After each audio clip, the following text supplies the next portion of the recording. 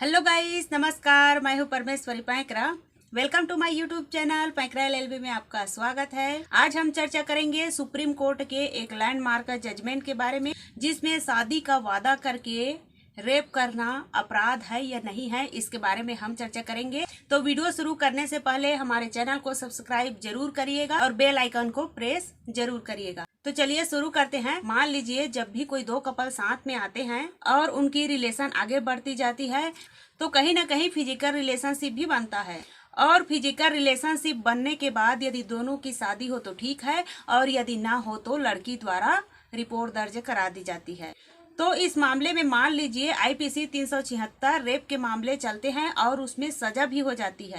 तो ऐसे कई मामले सालों से चले आ रहे हैं। जब भी शादी का वादा टूटता है या लड़का शादी नहीं कर पाता है तो लड़की द्वारा एफआईआर दर्ज करा दी जाती है और आईपीसी 376 में उस लड़के को सजा भी हो जाती है। 2023 में सुप्रीम कोर्ट ने इन सब मामलों को देखते हुए जब मामला सुप्रीम कोर्ट पहुंचता है तो उन्होंने डिटेल में इस लॉ के बारे में डिस्कस किया और सुप्रीम कोर्ट ने ये बताया कि किस कंडीशन में आप इसे रेप मानोगे और किस कंडीशन में इसे रेप नहीं मानोगे या कंसेंट रिलेटिव मानोगे, और ये भी बताया है कि कब ब्रीच ऑफ प्रोमिस होना है और कब ब्रीच ऑफ प्रोमिस नहीं होना है और किन कंडीशन में आप अपने आप को बचा सकते हो। इन सभी के बारे में डिटेल में जानने के लिए हमारे वीडियो के अंत तक बने रहिएगा, क्योंकि इसके बारे में हम डिटेल में बताएंगे कि सुप्रीम कोर्ट ऑफ इंडिया ने क्या कहा है। सुप्रीम कोर्ट के उस लैंडमार्क जजमेंट के बारे में जिसमें सुप्रीम कोर्ट ने डिटेल में डिस्कस किया है। ये मामला है Naeem Ahmed versus state of Delhi का मामला है कि किन केसों में शादी के झांसे को रेप माना जाएगा और किन केसों में रेप नहीं माना जाएगा। 2023 के judgement Naeem Ahmed versus state of Delhi में कहा गया है। तो सबसे पहले हम बात करते हैं इस केस के फैक्ट के बारे में, जिसमें प्रोसिक्यूट्रिक्स यानी कि रिपोर्ट करता होता है। सुप्रीम कोर्ट ऑफ इंडिया यानी हमारे देश के कानून ये कहता है कि किसी भी लड़की को यानी जो रिपोर्ट करता होता है, कंप्लेनेंट होता है, उसकी आप नाम नहीं ले सकते हैं, इसलिए आप वर्ड यूज करते हैं।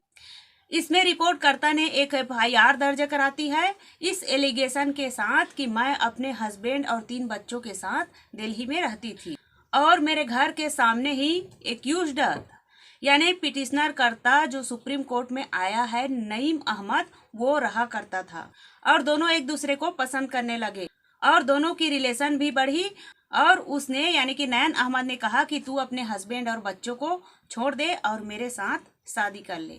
ऐसे शादी का झांसा दिया और उसने अपने हस्बैंड को डिवोर्स भी दे दिया और अपने बच्चे को भी छोड़ दिया और अब हम शादी कर सकते हैं। और जैसे ही मैं उसके पास गई और उसे शादी करने के लिए बोला तो उस एक्यूज्ड ने कहा कि नहीं, मुझे तेरे साथ शादी नहीं करना है, मेरे कुछ और कारण हैं।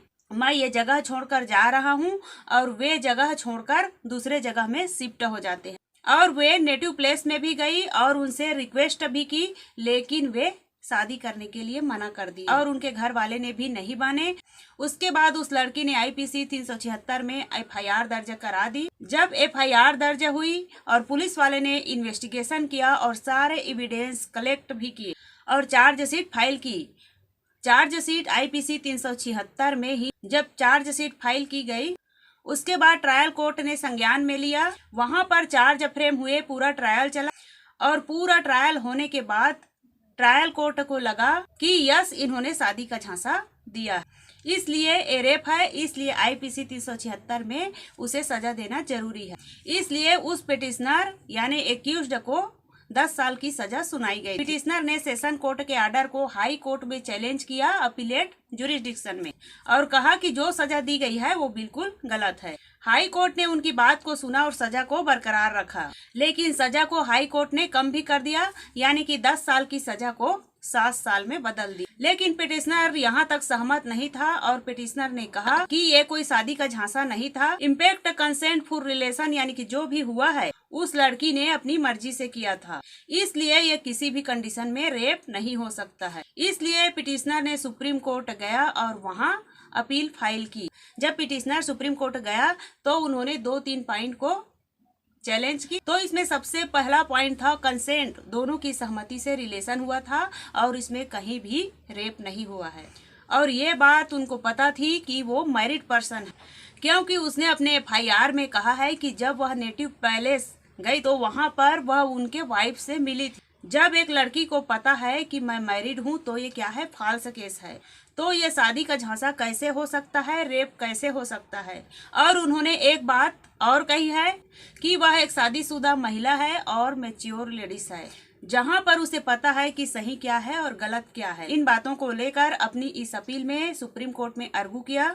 माननीय सुप्रीम कोर्ट ने उनकी बातों को सुना और सामने जो स्टेट है उनकी बातों को भी सुना। और जब उन्होंने इन पर एनालिसिस किया और डिस्कशन दिया, सुप्रीम कोर्ट ने कहा अब हम इस केस पे जाएं, उससे पहले इनका बेसिक लॉ देख लेते हैं। माननीय सुप्रीम कोर्ट ने आईपीसी 375 के जो रेप के डेफिनेशन है उन्हें देखा और साथ ही साथ आईपीसी 90 जो बात करता है मिसकंसेप्शन यानी कंसेंट की, उसको भी देखा। आईपीसी 375 में डेफिनेशन में ये कहा है कि किन किन कंडीशन में ये रेप माना जाएगा, और उन डेफिनेशन ऑफ रेप के साथ साथ इसमें 7 डिस्क्रिप्शन भी दिए हैं। अगर कोई केस किसी डिस्क्रिप्शन में आता है यानी कि किसी डिस्क्रिप्शन में आया तभी रेप माना जाएगा।